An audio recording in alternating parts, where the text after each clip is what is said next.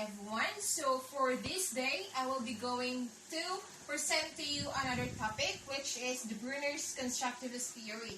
But before that, allow me first to introduce myself to you.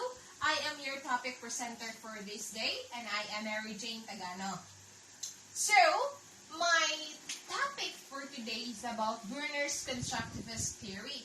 But before we go deeper through that, allow me first to give you a glimpse background about Jerome Bruner's. So Jerome Bruner was one of the first proponents of constructivism. So when I say constructivism, it is a learning theory that suggests learners' activity build their understanding of the world through personal experience and reflection. So, it somewhat just emphasizes that the role of social context in shaping the knowledge.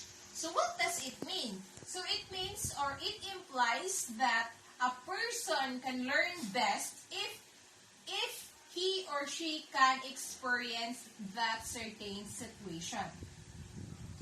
A major theme in the theory of Bruner is that learning is an active process in which learners construct new ideas or concepts based upon their current or past knowledge. So as what I have said earlier, one can acquire knowledge more if he or she can experience that certain situation.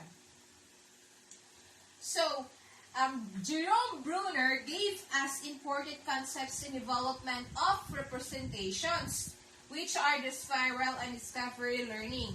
These concepts are all in line with the constructivist approach.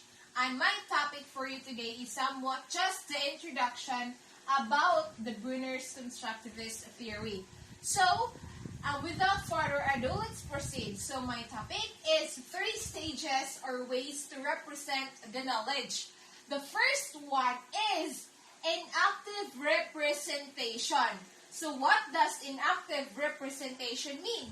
So, at the earliest ages, children learn about the world through actions and physical objects and the outcomes of these actions. Children represent objects in terms of their immediate sensation of them.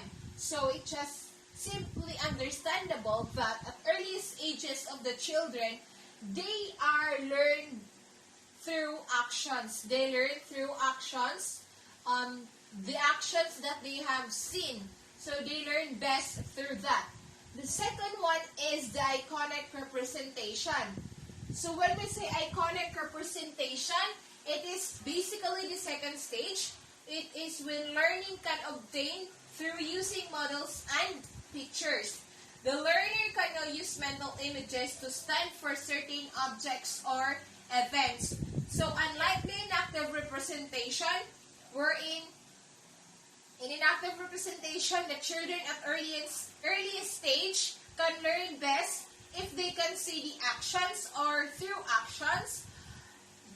In the iconic representation, the person or the learner can learn best if they can visualize the pictures or the images. They can visualize the situations into their minds. The third one is the symbolic representation.